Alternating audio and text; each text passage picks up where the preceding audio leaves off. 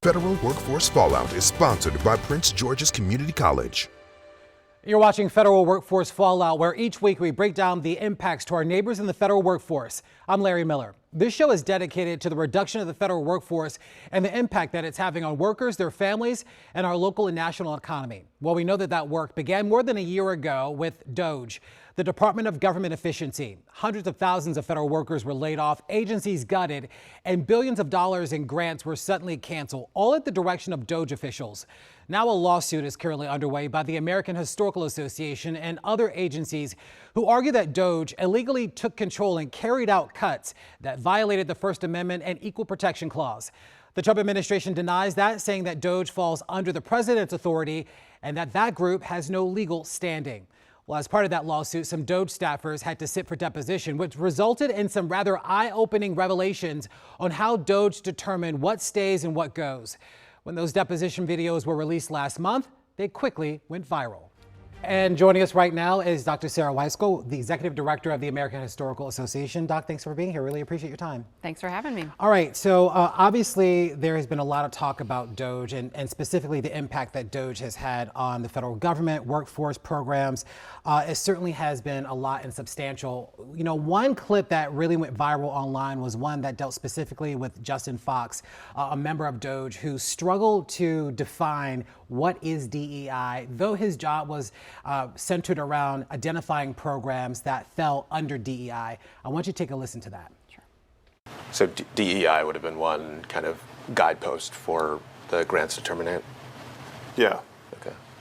How do you interpret DEI?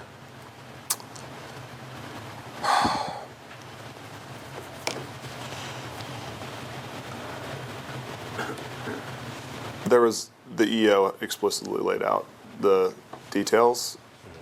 I don't remember it off the top of my head. It's okay. I'm asking for your understanding of it. Yeah, my understanding was exactly what was written in the EO. Okay. So can you... I don't remember what was in the EO. So right now, do you have an understanding of what DEI is? Yeah. Okay. So what's your understanding as you sit here today in this deposition? Well, it was exactly what was written in the EO. And so anytime that we would look at a grant through the lens of complying with an executive order, we would just refer back to the EO and assess if this grant had relation to it. All right, so that went on for quite some time, for about another 4 minutes, where Fox was struggling to explain what is DEI.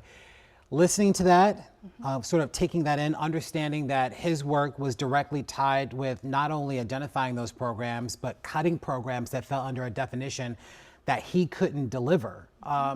And you working for an organization that benefited from the programs that the federal government at one time was responsible for funding, that then was subject to getting terminated as a result of these cuts. What goes through your mind when you hear that? The lack of expertise. The grants that are being discussed in each of these cases are grants that had undergone rigorous peer review by other scholars in the fields in which they're focused. They had been reviewed by NEH staff who are experts in the humanities themselves. And then you have individuals who do not have expertise in humanities, and they talk about that in their deposition, making those decisions. And the American Historical Association had received hundreds of thousands of dollars from the federal government for some time for a number of different programs, correct? Yes, we've had several NEH grants over the years, and the two that we were planning to hold two institutes that summer, in the summer of 2025. One was going to be focused on Africa and world history. It was a K-12 teacher institute that was intended to fill a gap that many teachers had identified for us, that they find themselves having to teach about Africa in world history courses, and yet don't have opportunities for professional development. So we were helping to fill a gap there and provide some great professional development for these folks. Another one was a institute for college instructors, and that one was focused on environmental history in the 19th and 20th century United States, and was designed to help teachers use their local communities and local environments to teach about the past. Well, during the deposition, we also heard from the lawyer who was asking a series of questions of Mr. Fox and others who were also had been deposed. And we actually talked about sort of the aspects of DEI, sort of what aspect that Mr. Fox understood about DEI, what was his belief about DEI. Let's take a listen to that part of the deposition as well. So what is your understanding of what DEI means? Well, I think I would say, again, that I would go back to the EO to make sure I'm capturing enough. I don't feel comfortable saying a high-level overview because it is such a big bucket, and there's just a lot of pieces of the puzzle. What's a part of the bucket? Gender fluidity, sort of promoting, promoting subsets of LGBTQ plus that might alienate another part of a community. Again, it was just easier for us to reference back into the EO. All right, so you heard Mr. Fox there talk about some of what DEI is, which he says includes gender fluidity, promoting subsets of LGBTQIA. I want to get a clarification. Based on your work and the programs that you were responsible for developing, spearheading, were these ever topics that you sort of worked toward, trying to fill gaps in these areas? In other words, were you committed to forming programs centered around issues and topics related to DEI as Mr. Fox has described it there? No. And I think that what is so telling from these videos is that the current administration has so distorted the meaning of DEI that historical topics, a number of which have come up in these deposition videos, but historical topics that address the experiences of people of color, of women, of LGBTQ plus people have all been labeled as DEI, when in fact, it's just history. And it seems from, I think for a lot of people kind of looking out in on what's going on in terms of this controversy, that there has been this sort of, as some have described it, an attack on history, right? That even just the mention of these topics could be deemed offensive by some and then therefore alienate some, which then sort of makes these programs a target of the administration and others. Is that the way you've seen it as well? Yeah, absolutely. And you know, I'm a Civil War era historian myself, and so I have to understand slavery and enslaved people's experiences in order to understand the Civil War. But what we've seen over the last year is a real effort to ensure that we aren't openly talking about the full context of American history and of slavery in particular. So a real effort to focus on only the triumphal aspects of American history and downplaying those that are more difficult to talk about. Where does the mistake lie in that? I'd imagine that only getting part of the picture, not the full picture, not only makes one ignorant to sort of the breadth of history, but I think also fails to teach some valuable lessons in terms of what we understood at the time and how those lessons have shaped where we are currently and then where we're going in the future. Yeah, absolutely. If one of the things that historians always strive to do is to construct as much of the historical context around whatever it is that they're examining, whether that's a document that was written in the 1860s, a photograph that was taken, a building, a piece of material culture. And they look to all sorts of other sources, to other primary sources, documents and images and objects, to really build up that context so that you can interpret it. I like to describe history as an evidence-based interpretive discipline. If you are not considering all of the topics, then you're going to have a you're going to have a boring history, to be honest, but you're also going to have an unusable past. you have to be able to learn from the entirety of the past to be able to shape your future. And it's interesting because I think a lot of historians will say that sort of what we've dealt with in the past finds another way to sort of circle back around all over again, right? We also heard from Mr. Fox and others about sort of the way in which they were determining how to cut programs. And ChatGPT became one of those things that we understood based on the deposition was used to determine which programs fell under this rather poorly defined definition of DEI as we got from Mr. Fox. I want you to take a listen to that. It says, does the following relate at all to DEI? Respond factually in less than 120 characters. Begin with yes or no, followed by a brief explanation. Do not use this initiative or this description in your response. The documentary tells the story of the Colfax Massacre, the single greatest incident of anti-Black violence during Reconstruction, and its historical and legacy for Black civil rights in Louisiana, the South, and in the nation as a whole. Did I read that correctly? Yes. Okay. And then in column B, right next to that, it says, yes, the documentary explores a historical event that significantly impacted Black civil rights, making it relevant to the topic of DEI. Did I read that correctly? Yes. Is it fair to say that that's what I just read is the ChatGPT output of the prompt in the first column? Yes. Okay. All right, so as we heard from Mr. Fox there in the deposition is that they were using ChatGPT to help them determine what programs fell under DEI.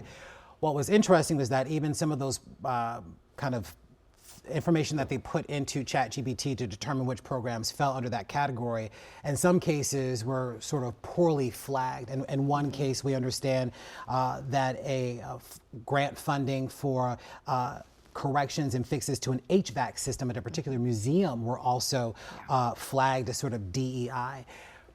AI is not going anywhere. It's here to stay. Gobsmacked when you realized that AI was being used to help determine which programs fell under this DEI category, so to speak? Not entirely gobsmacked. Okay. Kind of suspected that that had been the case. However, what did really strike me was that there was no effort being made based on the depositions that we heard to question it. A lot of people use ChatGPT as a first pass on something or as a first draft, and then they go back and they revise and review it and make sure that it's given them an appropriate response. And in these cases, it was just, ChatGPT gave the response and moved forward with it. And the responses that it's giving are consistent with the idea that I mentioned before, that is anything dealing with people of color, women, LGBTQ plus persons are being lumped into DEI because there was no effort on the part of the people using ChatGPT to refine what it was looking for. DOGE says that they were committed to trying to find $2 trillion worth of savings. At least that's what Elon Musk told us. A check of the government's website today, its DOGE website, says that it has found and has saved taxpayers $215 billion, a number that's been disputed by researchers who say that that number actually falls anywhere between $2 billion to $150 million. Taking that into account, that Elon Musk, DOGE, the Trump administration wants to save taxpayer money. Did at any point in time, prior to the information that you received that your programs were not going to get its allotted funding, did anyone call you to ask you any details specifically about your program, what you do, how you do it, who it benefits, and whether or not that program falls squarely under DEI as they defined it? No. No. No. Pretty troubling that you didn't get that phone call before you got the call about a cut on the way. It was the cuts were shocking. I mean, if you look at the timeline, we had sent out acceptances for the institutes that we were going to be running, and we had so many really excited K-12 teachers and college instructors emailing us back, thrilled about the acceptance, and then literally the next day we receive information which we now know was from DOGE saying these programs have been canceled and having to turn right around and tell all these people whom we had just accepted into those institutes that they're no longer were going to have that professional development opportunity. What's the status of those institutes now? Are they in existence? Have they been able to come back in some fashion? No, unfortunately. An institute takes a great deal of not only time, it also really takes resources. This one of them was going to be in person and required supporting people's travel to the site.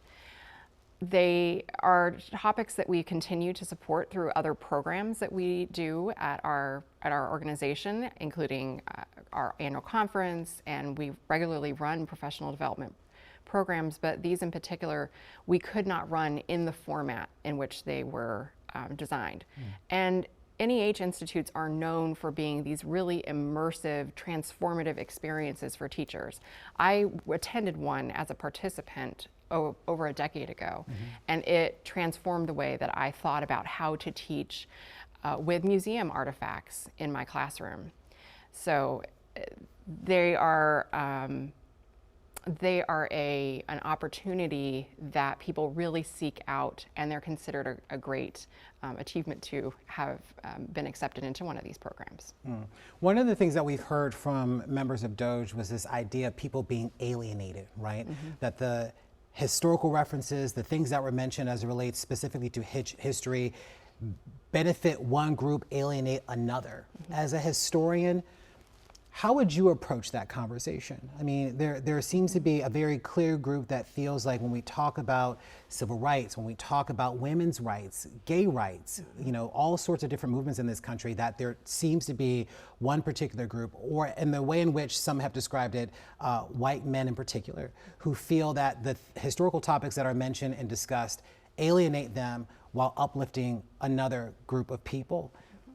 You work in this space, this is what you do. How should we be looking at this? Should that group feel alienated?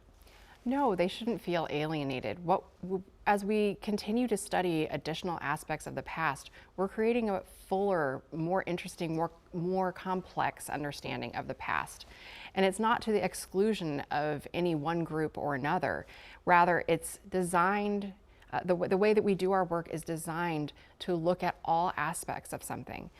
And we are constantly, reconsidering what we know about the past as new documents and other sources come to light. We're able to reevaluate what we thought we knew.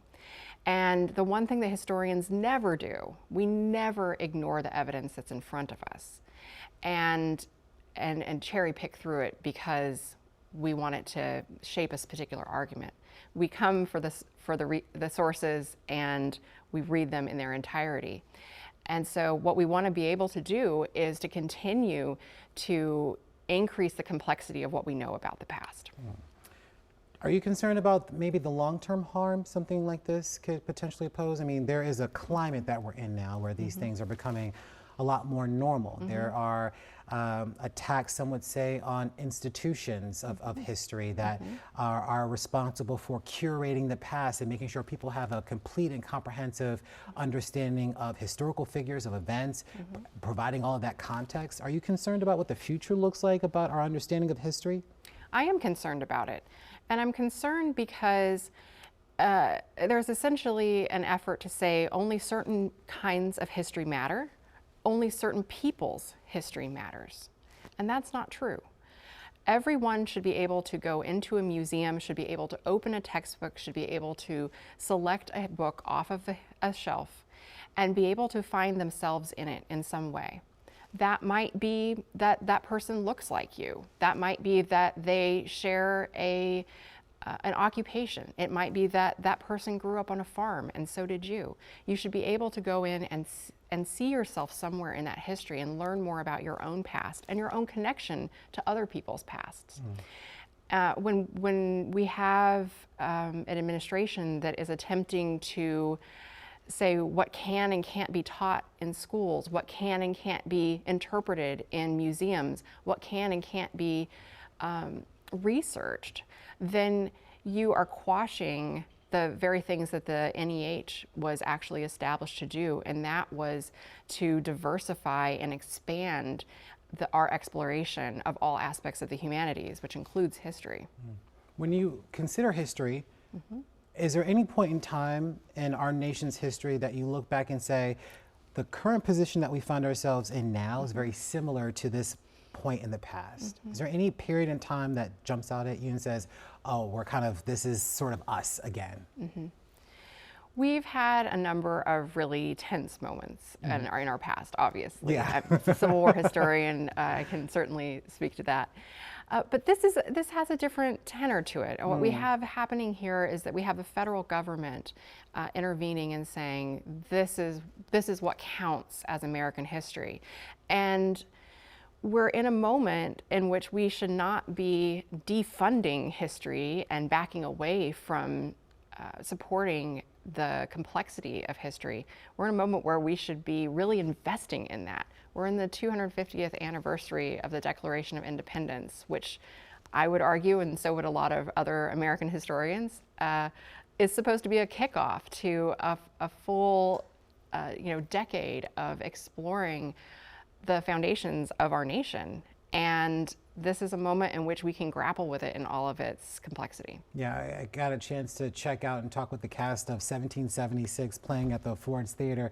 And it's interesting when you talk about the Declaration of Independence, the sort of disagreement that was happening, how John Adams was trying to corral the votes and get consensus, but you understand, I think the biggest takeaway in having spoken with those artists about sort of the messy nature that is democracy, but also the opportunities that it presents for people that are a part of it as well. Absolutely. We heard from lawyers during this deposition. One thing that we heard the lawyer there mention was that the programs that were not cut or identified as DEI were those programs that dealt specifically with white individuals or heterosexuals. Let's take a listen to that.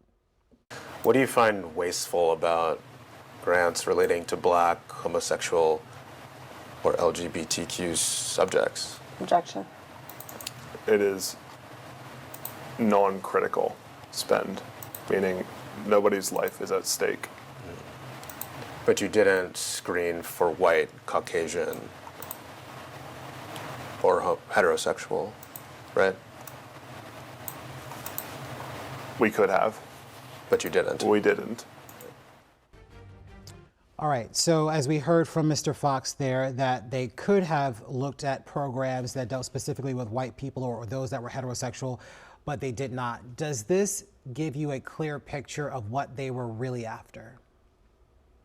Yes, it is clear that they were selecting grants that had to do with people of color, with women, with LGBTQ+, and that it was an effort to continue to enforce elements of executive orders that have been attempting to limit the kinds of history and other topics, other disciplines that we study.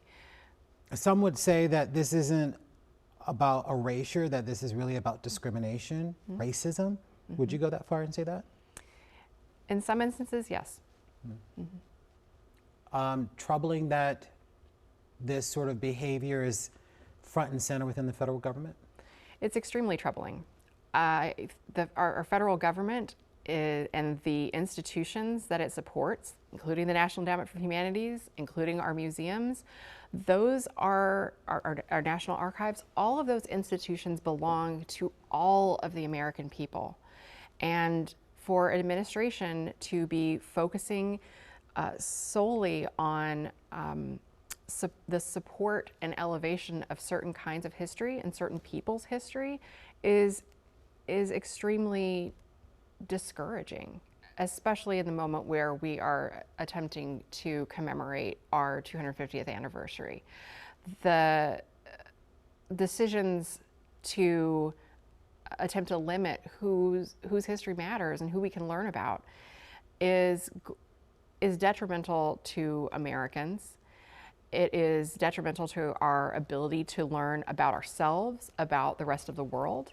And as a result of that, we will be less able to grapple with any challenges and opportunities that come to us in the future, because we won't have a full understanding of the complexity of our past, we won't have a truly usable past. Doctor, we've had the opportunity to talk about a lot. I want to get sort of your final thoughts here. Based on everything that we've talked about in terms of the deposition, the history that we've also gone over as well, the moments that have stood out, what do you think is the biggest takeaway from all of this? That there is a need to recognize the expertise that we all bring to the jobs that we do, whether that is someone who is a farmer and knows how to care for trees, whether that is a historian who knows how to parse a document and to be able to interpret it in its full historical context, whether that is someone who is a literature specialist or someone who is able to bring the sounds of music to audiences. We all need to be valued for the expertise that we bring, and we also need to respect one another's expertise. In this particular case of the NEH, the expertise of scholars and educators was dismissed and replaced by by people who did not have any expertise whatsoever in the topics that they were taking a look at, nor in grant making or in federal service. And I think that that is one of the things that we need to really focus in on, is that we develop expertise and we must rely upon one another to be able to practice that and learn from one another. All right, well, Dr. Sarah Weissel, we will leave it there, Executive Director with the American Historical Association. Thank you so much for being here. We really appreciate your time. Yeah, thank you for having me. Well, you can count on WSA 9 to stay on top of reductions to the federal workforce, those affected, and what it means for our communities. In the meantime, scan the QR code on your screen. It will take you to a special section of WSA9.com dedicated to our coverage of the story. And of course, we'll keep you updated right here on federal workforce fallout. And make sure you tune in next week for part 2 of our conversation. You've learned a lot in life, on the job, in the military, raising a family. At Prince George's Community College, that experience can count as college credit. You could earn up to 15 college credits towards your degree just for what you already know. Eligible Prince George's County grads can even attend tuition-free with the Promise Scholarship. So what's your game plan? Turn your journey into a degree at Prince George's Community College.